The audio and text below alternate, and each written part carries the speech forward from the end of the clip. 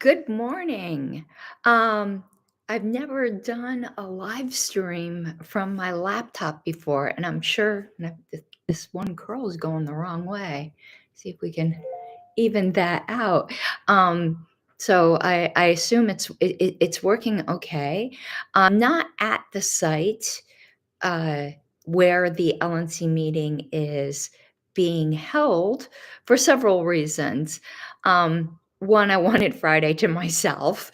I didn't really want to run into anybody. But more importantly, because the JC decision, that to me, anyone who reads it, and we're going to read the holding, very clearly has voided my trial. And so far, the chair has unilaterally said she's not going to allow me to be seated in my rightful position and sent a legal letter to the JC, which is something absolutely unprecedented in this party. You do not send legal letters to committees of the LNC, but particularly to the committee that is the oversight over you. The JC is the check on the LNC, and to bring any kind of legal pressure to bear is a kind of, I don't want to call it intimidation because I think that's too strong of a word, but influence. It's a line that should never be crossed, and it was crossed. Nobody on either side should ever do anything like that. It's really unbelievable that that happened.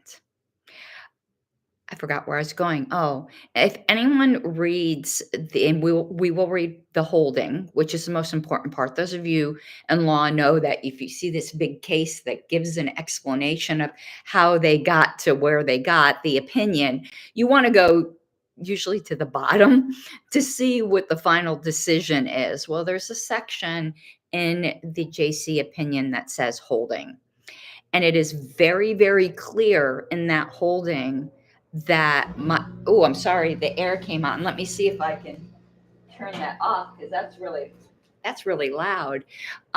It's actually not air, it's heat. It is so cold here. So anyone knows you go to that, and it is very clear. There's no other logical explanation that, and I don't like the blur. I don't see as well, but I don't like the reflection on my glasses. It's very clear that they voided my trial. They're right now under our bylaws, the LNC is an absolute breach of that for not restoring my access and not um, allow, so far, a declaration that I will not be allowed to fulfill my duties at this meeting. Now, that right now is just a declaration until it actually happens. It's not an actuality, but I do expect that result.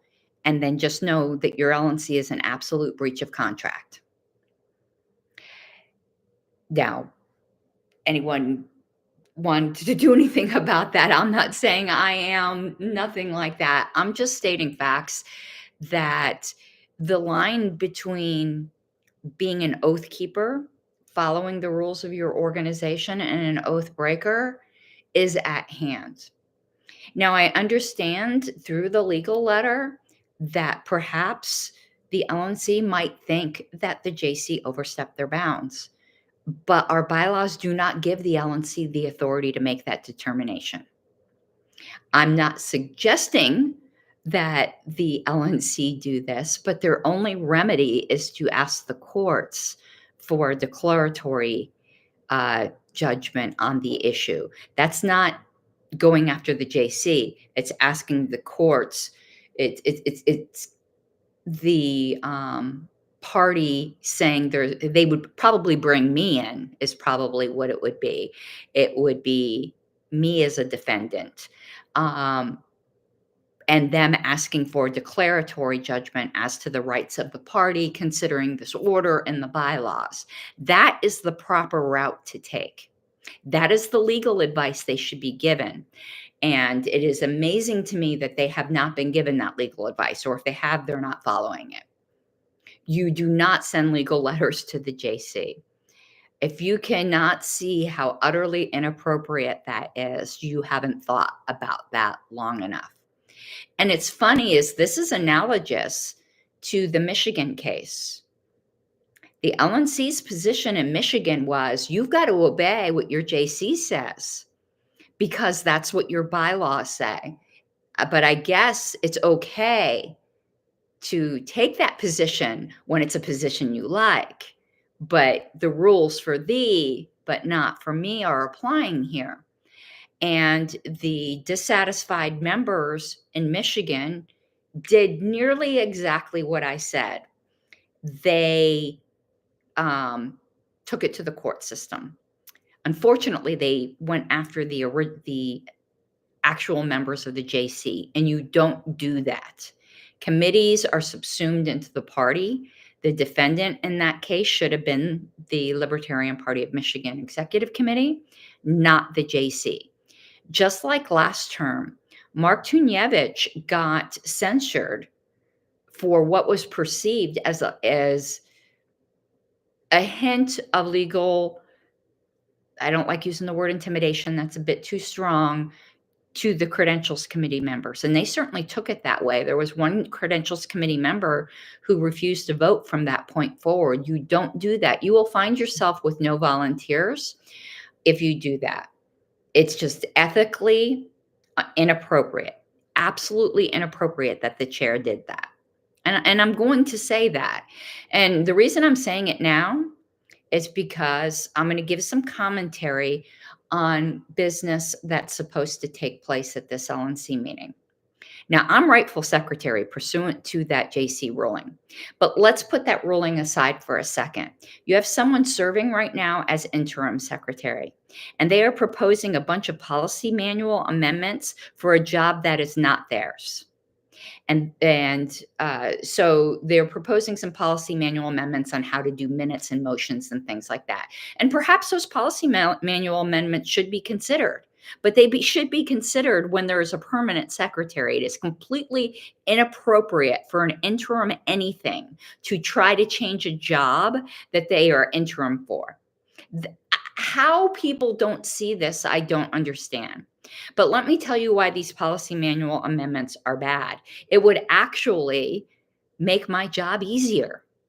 But that shouldn't be our goal, to make our job easier. Our goal should be to provide the most value for the membership. So the first thing of the policy manual amendments is not to attach all the committee reports to the minutes. Yes, it does make the minutes very long, but you want to know what it also does? It preserves them for history. So what the policy manual amendment is suggesting is that just a link to where these reports appear on a shared drive be provided. Anyone who's been in this party for any amount of time, and I've only been in the party 10 years, knows that those links disappear.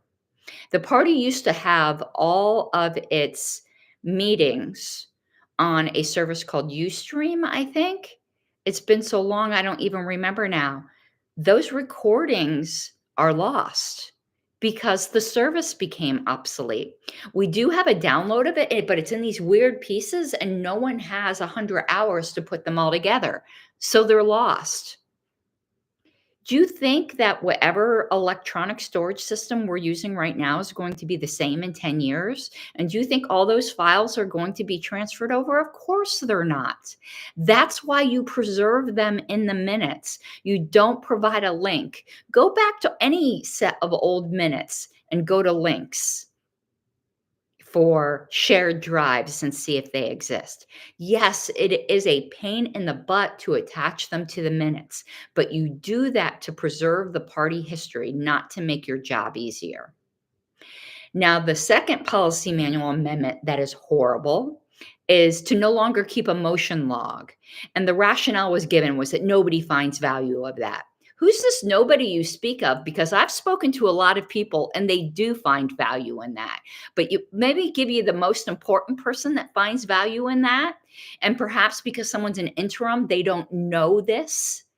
The auditors ask for that log every year. So without knowing this, an interim person is proposing a change that you no longer have to do that, When we save money on our yearly audit by the auditors not having to read through a year's worth of minutes. But do you think anyone's going to bring that up? I'm going to tell you that no matter what happens, I am going to continue to keep a log of all of the motions. That is best practices. Every state party should be doing that. And when you want to know about a motion, you might remember it like a motion that was made this weekend, next week. But 2 years from now, you're not gonna remember what meeting it was. And to have to hunt and peck through dozens of sets of minutes is a waste of time, and you miss things. But if you have it all in a spreadsheet motion log, you can just do a word search like, didn't we do a ballot access encumbrance for Kentucky? Because that's one I had to look at recently. And you just have one spreadsheet and you do a word search for Kentucky and you find it. It is so foolish and short-sighted and just trying to save one person that doesn't even have the position work. That should not be our goal. Our goal is to add value, and members do follow along. I get emails all the time from members who are asking about that spreadsheet. So it is absolutely untrue through ignorance, not through malice, that people don't find a value of it. And in fact, LNC members find value of it because I have LNC members who write me who say, you didn't record my vote, or you recorded my vote incorrectly. That's the whole point of it. This going dark also, your rights are being infringed. Let me tell you how. There are a couple of proposals for resolutions. I'm not making any comment on the resolutions. I haven't read them yet. I'm sure they're good resolutions. But how do you know proper notice was given for them? You don't.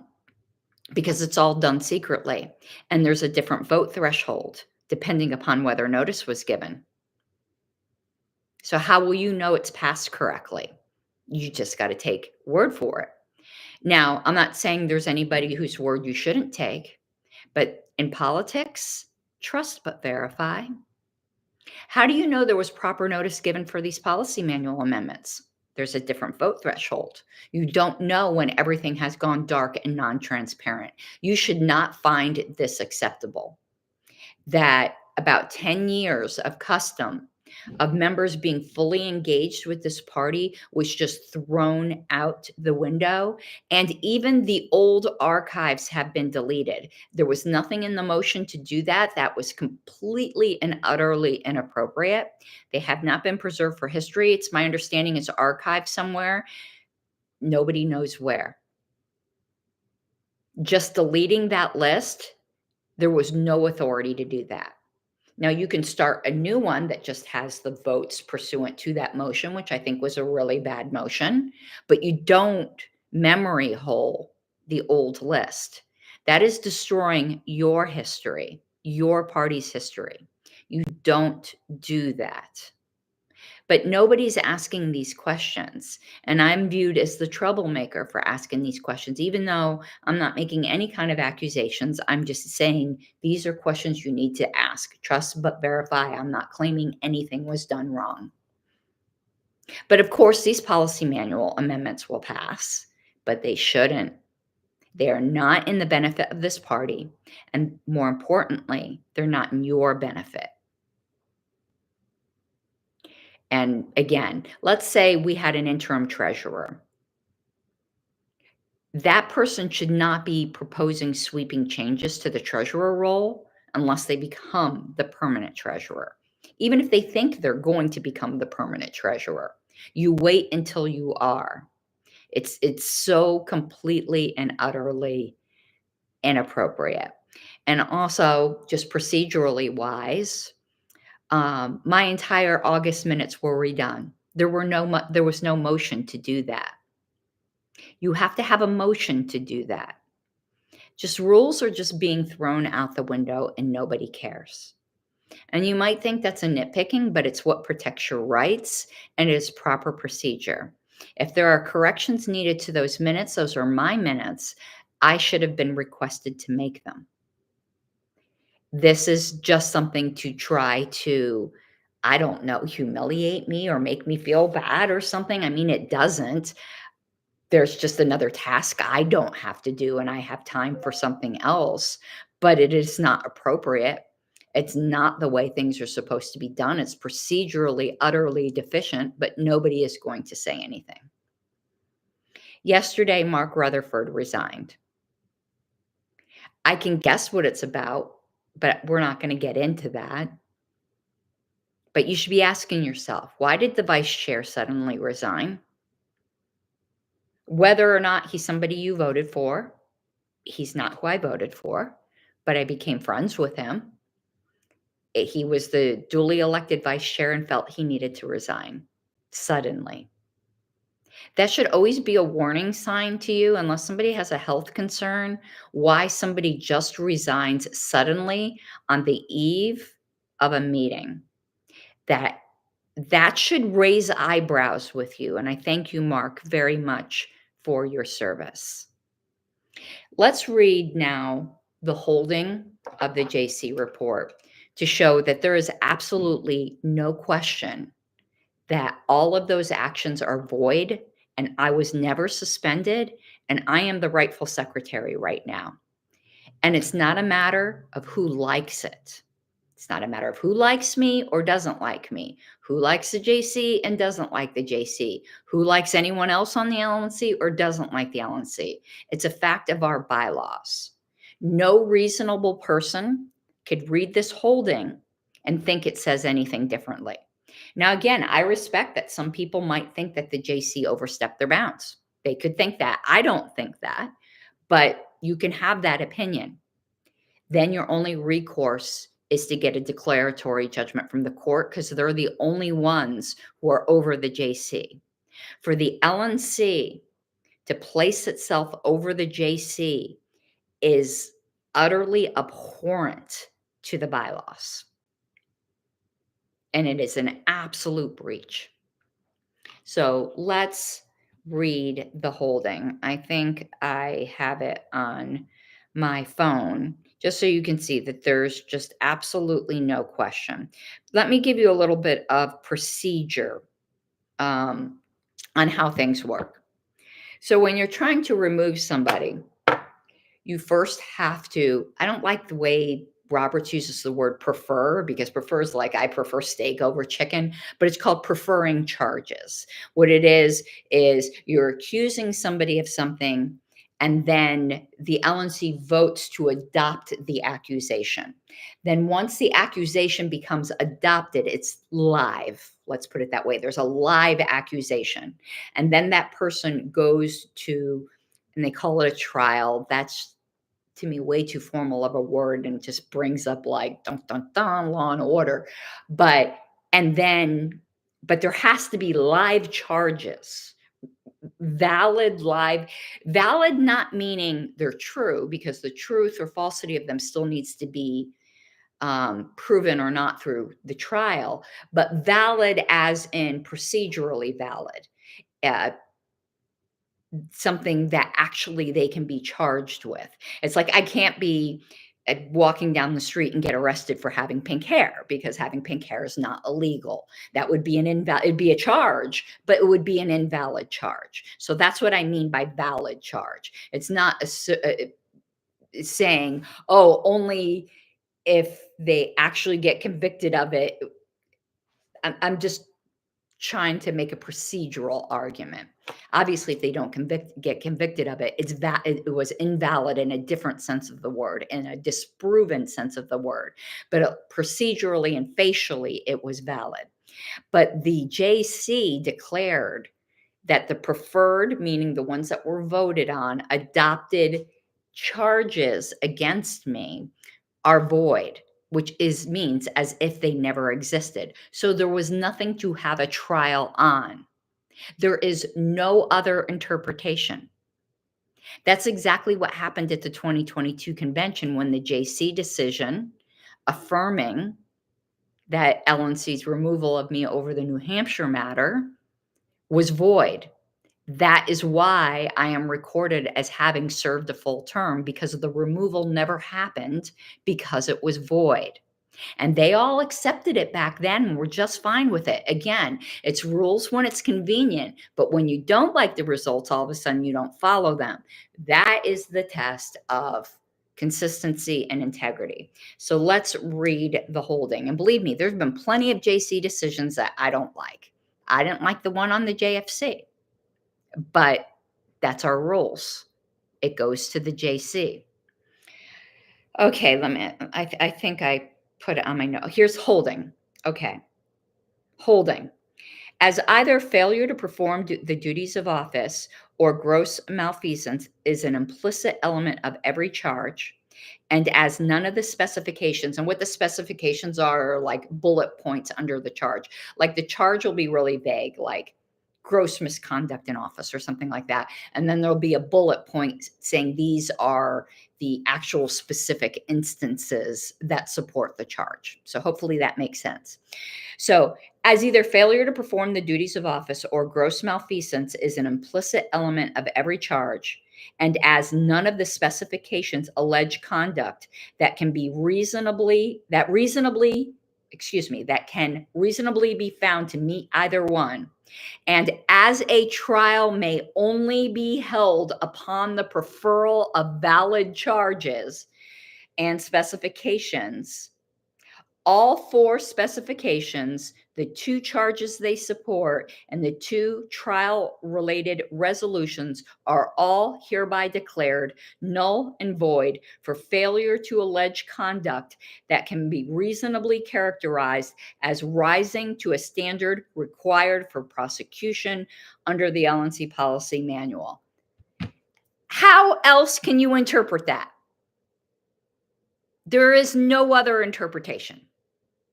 Null and void, which means there was no valid trial, which means that I have never been suspended and my rights have been violated since October 6th.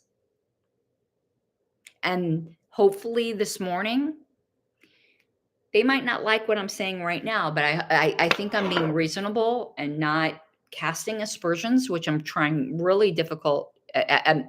I'm not finding it difficult. That was the wrong way to put it.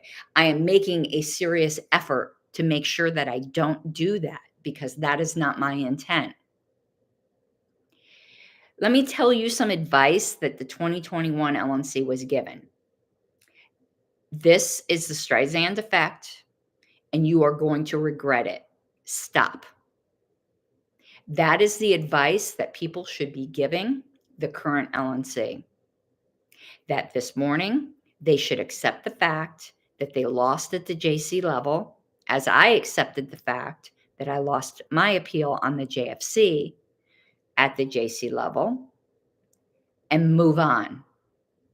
If they think they're going to trap me in the future and some future charges, then go ahead. But you failed this time, and you need to accept it and you need to move on, because otherwise, again, you're just an absolute breach of the bylaws, and things will just progress from there inevitably, because that's how the process is. Do the right thing. Doesn't matter who you like.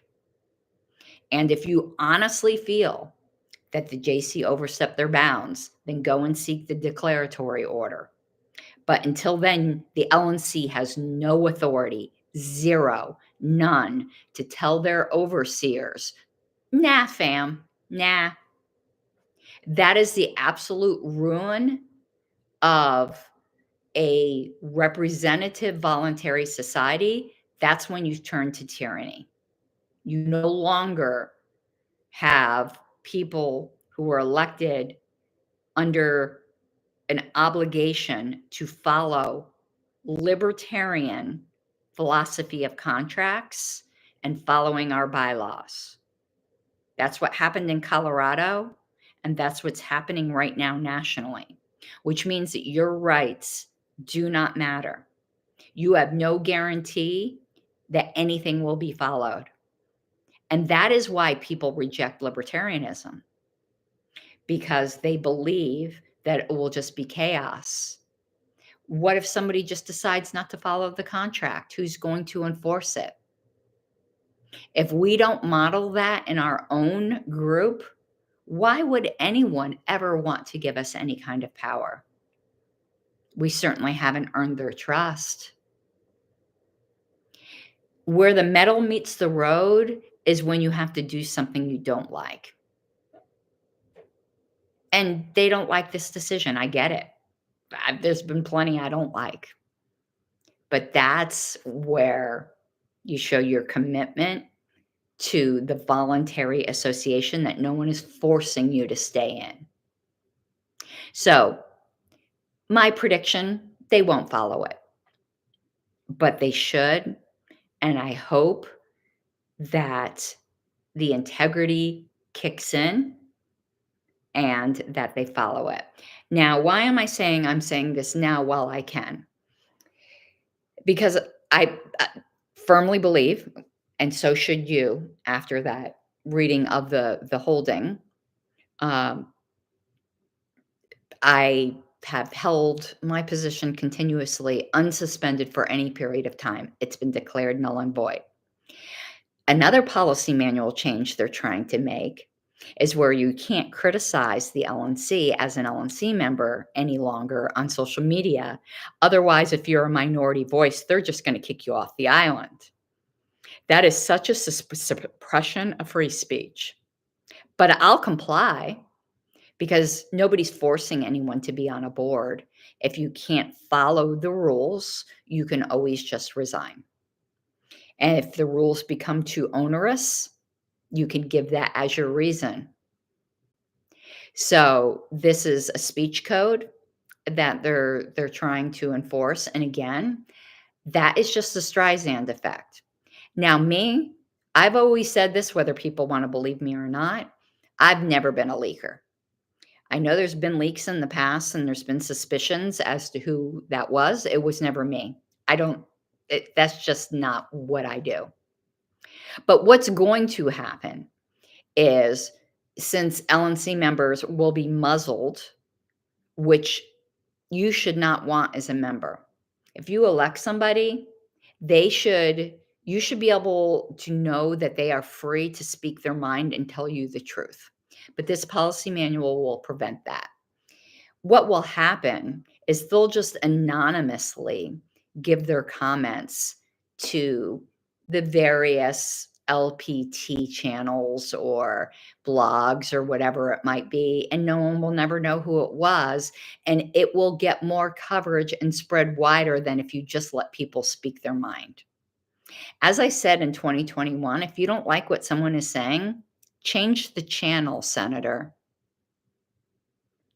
We want Now, a voluntary group is not the same as government, but some of the principles, though, we should be consistent in our life. And one of those principles is buck it up, buttercup. People are going to say things you don't like, particularly in the public square of Twitter. You might not like it, then ostracize. But you don't try to enforce speech codes and call yourself a libertarian. That's just my particular point of view. But that will pass as well. And if it does, I wouldn't be allowed to make a video like this. So I'm making it while I can, even though I think I've been very perfectly reasonable and not imputed bad motives, just talked about it's an inappropriate thing to do. I do not presume to judge anyone's motives. Now, hopefully you found this useful, and I am heading over to the site. I'm sure it's going to be a very uncomfortable day for me and probably for some other people, and probably it should be because there were friendships betrayed. There were just things that should never have happened. But, that's life. People aren't perfect. I'm not perfect. You're not perfect. And, as the saying goes, this too shall pass. I doubt I will be allowed my rightful seat. So if you follow me on Twitter, I will have a link to my live notes because I am still going to do that and live voting to the extent that I can hear and keep up. It may turn out that being farther away, my hearing's not so great, that perhaps I will not be able to hear properly. So to the extent that I can do it, considering whatever limitations are placed upon me, I am going to. If I just can't physically because of the room layout, whatever it might be, then my apologies, but I'm certainly going to make my best efforts. Also, if the LNC is not going to stream this meeting, I will stream it on my phone. The sound will be terrible because it's just from a phone, but there needs to be a recording of this meeting. Now, I believe, though, the LNC is streaming it.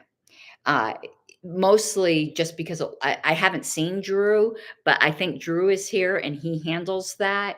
So it looks to me like it is being streamed by the LNC. And if the LNC is streaming it, I'm not going to stream it because it's better that it's on an official channel.